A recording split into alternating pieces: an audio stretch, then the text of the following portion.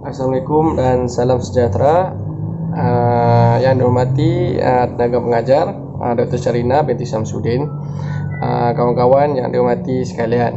Nama saya Muhammad Faisal bin Abdul Halim 266661 bersama 3 orang rakan saya. Hari ini kami akan membentangkan satu pembentangan yang bertajuk perundingan kemerdekaan, yang mana tugas saya ini telah diberi kepada kami dan telah kami buat laporan dan hantar kepada tenaga pengajar, dan hari ini kami akan membentangkan secara terperinci berkenaan penulisan telah kami lakukan.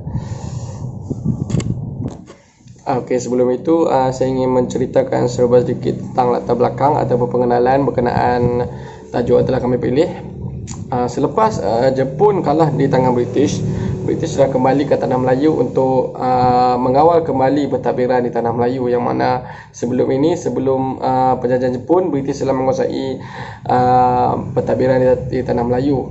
Ketika British datang semula ke tanah Melayu, ada pembesar ataupun wakil-wakil di tanah Melayu, ada yang menyukai dan ada yang tidak menyukai. Akan tetapi setelah British mengisytiharkan perjanjian Malayan Union, yang mana perjanjian ini dikatakan berat sebelah, dan sebelum perjanjian ini ditandatangani, wakil British telah melakukan perundingan dengan raja-raja Melayu, yang mana perundingan ini dikatakan tidak berat sebelah dan tidak baik. Dan di sini kami ingin membentangkan tentang perundingan kemerdekaan, yang mana satu rombongan besar dari tanah Melayu ke London telah disertai oleh 8 orang wakil tanah Melayu yang diketuai oleh Tunku Abdul Rahman, dan merupakan antara rundingan yang terbesar yang telah dilakukan. Dan sebelum ini rundingan ini telah membuahkan hasil, dengan yang mana British telah bersetuju untuk memberikan kemerdekaan kepada tanah Melayu, dan satu Suruhanjaya telah dibentuk, iaitu Suruhanjaya Reid, diketuai oleh William Reid, yang mana beliau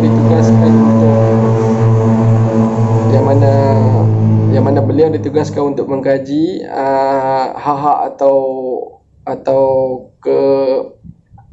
hak-hak orang Melayu, yang mana untuk memberi kekuasaan kepada semua pihak. Beliau juga telah melakukan perundingan antara pembesar-pembesar dan raja-raja Melayu untuk memberi kepuasan kepada semua pihak.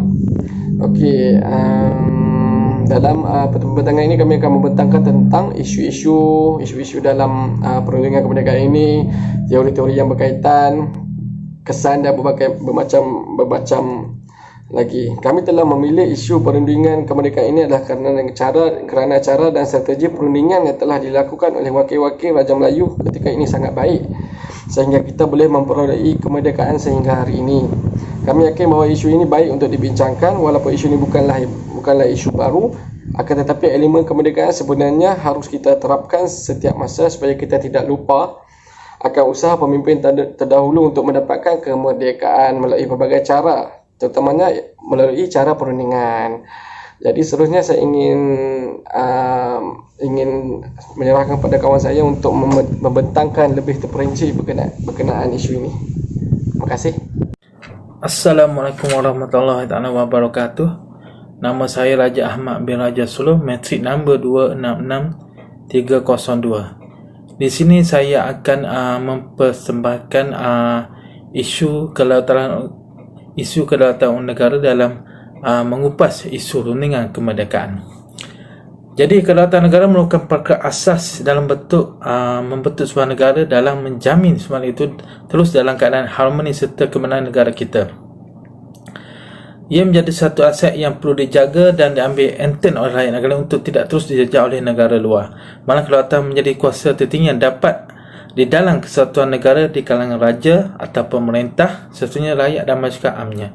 Isu inilah yang dikupas dan dibincang setelah kemerdekaan dicapai oleh negara kita, dalam memastikan negara kita ini dijaga dan dipelihara oleh anasir-anasir jahat yang boleh mengganggu kedaulatan negara kita. Apa yang membimbangkan pada masa kini adalah berkenaan dengan ancaman globalisasi ini, mana dunia mengalami ancaman perubahan gelombang politik dan dimensi pergerakan yang ketara. Konsep globalisasi agak sukar ditarifkan. Ia merupakan satu fenomena yang multidimensi yang banyak dipengaruhi oleh kapitalisme, iaitu adilama yang telah wujud dari abad ke-14 lagi.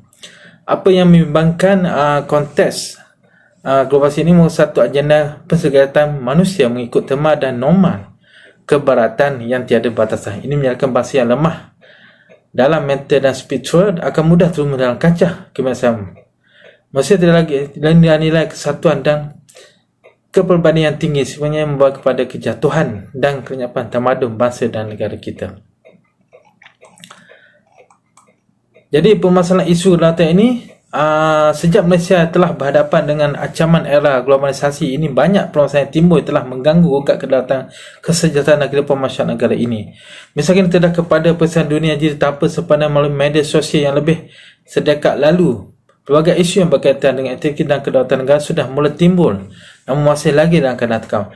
Namun kini masyarakat telah dedah dengan pelbagai maklumat yang tidak disahkan oleh pihak berwajib atau pihak berwibawa tertentu. Lantas agak menggoyahkan kedaulatan negara ini, kita pasti maklumat tersebut adalah benar tidak serangan cyber bertali arus ini perlu dibantah dengan segera, kerana hamba bahaya boleh memacukan institusi undang-undang di negara kita ini. Jadi daripada golongan penyidik, golongan guru, pelajar, usahawan dan semuanya banyak memanfaatkan Malaysia untuk berhubung dengan sama atau pihak luar, tiada dapat menafikan golongan ini banyak menggunakan untuk manfaat umum dan khusus untuk golongan tertentu saja, namun ia sedikit kesilapan dilakukan pada impannya menjadi cukup besar dalam masyarakat dan mampu melutup. Assalamualaikum warahmatullahi wabarakatuh. Saya Mak Farid bin Rashid.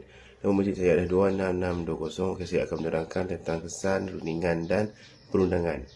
Kesan. Kemenangan oleh parti pembangkang Cina dan demokrasi yang dibalas oleh penyokong kerajaan tidak lama kemudian menimbulkan tragedi hitam berdarah, iaitu rusuhan tahun 1969 yang mengorbankan hampir 200 nyawa dan ribu rumah dalam tempoh 3 hari. Kerajaan bertindak dengan mengisytiharkan darurat, menggantungkan parlimen dan membangunkan Majlis Gerakan Negara yang diketuai oleh Timbalan Perdana Menteri, iaitu Tun Abdul Razak. Darurat sebenarnya telah diisytiharkan oleh Raja Tunku Abdul Rahman kekal sebagai Perdana Menteri, tetapi telah diwujudkan kuasanya dalam rampasan kuasa istana. Rundingan. Perdana Menteri Malaysia yang pertama, iaitu Tunku Abdul Rahman Putra Al-Haj, telah mengisytiharkan Tanah Melayu sebagai negeri yang berdaulat, demokratik dan merdeka yang diasaskan atas prinsip kebebasan dan keadilan, kebajikan, kebahagiaan rakyat serta mengekalkan keamanan di antara semua pada satu majlis di Stadium Merdeka, Kuala Lumpur. Perundangan. Akta Kemerdekaan Persekutuan Tanah Melayu 1957, Seksyen 1 tertakluk kepada seksyen ini, di mana kelulusan parlimen diberikan kepada Duli Yang Maha Mulia dan Raja-Raja negeri-negeri Melayu berkenaan perjanjian yang difikirkan oleh Duli Yang Maha Mulia Raja sebagai sesuai dan manfaat bagi penubuhan Persekutuan Tanah Melayu sebagai sebuah negara berdaulat, merdeka dan Commonwealth. Terima kasih. Assalamualaikum warahmatullahi wabarakatuh. Saya Muhammad Aizat bin Muhammad Idris, nombor metrik 266652. Seterusnya saya akan terangkan teori-teori dan cadangan penyelesaian rundingan yang terdapat dalam isu rundingan kemerdekaan. Teori yang diperolehi terbahagi kepada 4, iaitu teori kedaulatan Tuhan, teori kedaulatan Raja, teori kedaulatan negara dan teori kedaulatan rakyat. Saya akan terangkan serba sedikit keempat-empat teori. Yang pertama berkenaan dengan teori Tuhan. Teori kedaulatan Tuhan adalah teori yang menjelaskan bahawa kuasa tertinggi di dalam sebuah negara berasal daripada Tuhan. Dalam konteks ini akan bersumber dari ajaran Tuhan yang kemudian diberikan kepada pemimpin negara. Teori kedaulatan Tuhan ini bermula berkembang di dunia pada abad ke-5 sampai abad ke-15. Seterusnya saya akan terangkan tentang teori kedaulatan raja. Malaysia mengamalkan sistem raja berperlembagaan, iaitu raja harus bertindak mengikut peruntukan perlembagaan yang telah ditetapkan, sekaligus menutup ruang kepada kebebasan pemerintahan kuasa mutlak dalam sistem pentadbiran negara. Disebabkan ada beberapa keadaan dalam perlembagaan Malaysia ini tidak menyebut secara jelas tentang kedaulatan dan kuasa Raja-Raja Melayu. maka Raja-Raja Melayu ada kalanya digunakan budi bicara melangkaui peruntukan dalam perlembagaan. Seterusnya, teori kedaulatan negara. Menurut teori ini, negara mempunyai hak untuk membuat satu peraturan yang berfungsi untuk menjaga ketenteraman yang ada di dalam sebuah negara. Akan tetapi, hal yang perlu dititik berat pada peraturan berdasarkan teori kedaulatan negara adalah negara memiliki kedudukan tertinggi daripada peraturan itu sendiri. Dalam teori ini, negara adalah sumber sekaligus memegang kuasa tertinggi, sedangkan pemerintahan adalah pelaksanaan kekuasaan tersebut. Yang terakhir adalah teori kedaulatan rakyat. Teori kedaulatan rakyat adalah sebuah teori yang menyatakan bahawa kuasa tertinggi berada di tangan rakyat. Walaupun kuasa tertinggi berada di tangan rakyat, tetapi negara tersebut dipimpin oleh seorang pemimpin negara yang menjalankan satu pemerintahan diwakilkan oleh wakil rakyat. Itu adalah teori-teori yang dapat. Baik, terima kasih. Saya ingin menerangkan tentang kesimpulan. Pada dasarnya banyak proses perundingan yang telah diketengahkan dalam perundingan kemerdekaan ini, dan sebenarnya semua perundingan yang telah dijalankan ialah untuk mencapai satu tujuan, iaitu tujuan mencapai kemerdekaan dan kebebasan tanah Melayu. Okey, beberapa proses perundingan bermula dari perundingan yang untuk menjayakan Melayu Union, sehinggalah perundingan di mana Tunku Abdul Rahman telah pergi ke London untuk berunding dengan pihak British. Terdapat beberapa cara perundingan yang baik yang dapat diketengahkan di dalam projek perundingan ini, yang mana dapat dimanfaatkan di zaman sekarang dalam kita mengatur strategi perundingan kita sendiri. Contohnya, walaupun perundingan di London dikatakan perundingan yang menyebahi di pihak British, yang mana kita berunding di tempat lawan, akan tetapi hasil perundingan yang baik telah diperolehi dan berjaya dalam proses perundingan tersebut. Penulisan pembentangan ini juga membincangkan beberapa teori berkaitan perundingan kemerdekaan, iaitu